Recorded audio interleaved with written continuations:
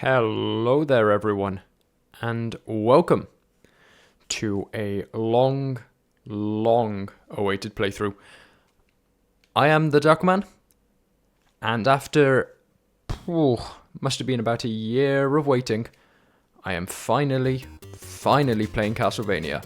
It's been a long time coming. I watched the Netflix TV series about a year ago in preparation of this playthrough, and it has taken until now to finally get around to it. Ring races and a couple of other playthroughs took a lot longer than I had expected them to, and that delayed the making of this playthrough by quite a while. But Castlevania's a series I've been interested in for a while, so it's good to finally get to this point.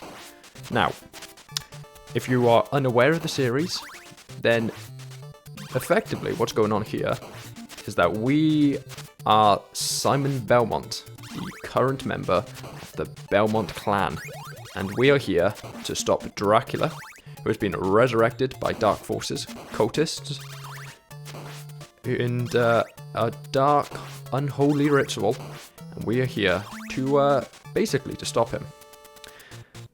To do that, we're going to have to go and avoid all of these ghouls and demons and black leopards in this case, with our trusty whip, the vampire killer, which is rather strangely mapped to X rather than the what I would have assumed the square button.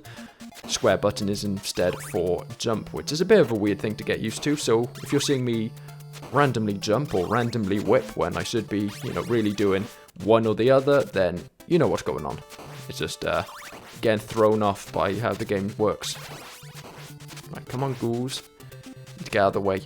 Now, if you know anything about Castlevania, you know that these classic Castlevania titles, such as this one, Castlevania 2, Castlevania 3, they are fiendishly difficult. But I have played a little bit of this one just to kind of get used to the controls, kind of figure out what I need to do to get ready for this. It's not too bad, this first one, or at least this first stage at the very least.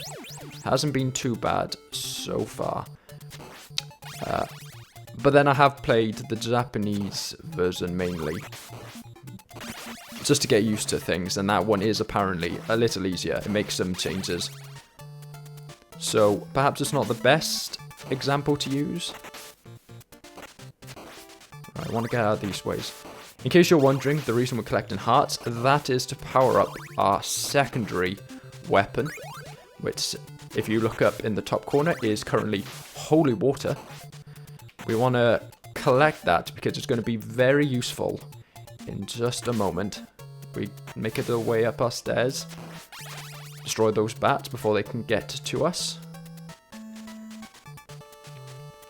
Holy water is apparently a pretty fantastic one. It's a great all-rounder special tool, but based on what we need to do in a moment, which is to destroy, at the end, they're effectively, before we can fight Dracula, we need to destroy his 5, I suppose you could call them servants. They're like the bosses of the game.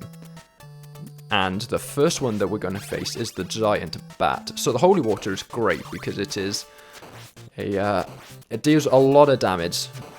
It hits the ground and it deals a ton of damage to anything that runs into the flame it generates. The problem is that the giant bat, because it is, a bat, flies. So it doesn't actually get stuck in the flame that the holy water generates. A better tool was the axe, which just spawned there and then annoyingly despawned. So we're going to go back and we're going to see maybe we can regenerate that candle. It'd be really useful. It's kind of very annoying that it happened to disappear right before we got into the boss fight. It's going to be really useful against. Yeah, you can see it up there in the top there. Looks like we are going to be going into this with the holy water, but there we are. We'll just have to go for it. Hope for the best. Maybe we can take a couple of attempts at this. We've got plenty of attempts to go. Oh, it's not going well. Now, the giant bat as the first boss isn't too tough in comparison to what we're going to be facing later, but it is still no cakewalk, because nothing is in this game. Yeah, you might notice that the Belmonts, and this is going to go for all of the Classicvania games, this isn't a Simon exclusive thing, they're not very mobile. For vampire hunters, they're not actually very good at moving around to face their opponents, so it's all about proper positioning in these early Castlevania games, and as you can see there, I wasn't positioning myself very well. Got my ass kicked. So we are going to drop down after that ghoul's disappeared, or moved along, and there we go. We have the axe this time, which is supposed to be a significantly better tool. But now the problem is we don't have as many hearts to face the guy with. So we only have 13, which isn't great, but we'll go with it.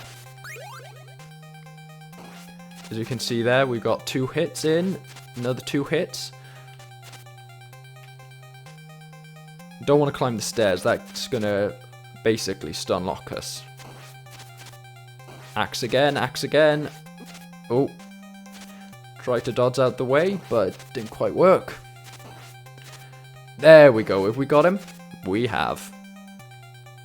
So that is Infernal Servant of the Night number 1 defeated. Now, the way I like to do these episodes is to do 1 level at a time. So, as we walk into the next area of the castle, I would like to thank you all for watching this episode. I hope you enjoyed it. Next time we'll be facing off Medusa, I believe, if I remember correctly. Medusa is their boss in this part of the castle. So, hope you all tune in next time, tomorrow, to see how we fare against that. But for now, I hope you enjoyed this introduction to Castlevania. I'll see you next time, and ciao.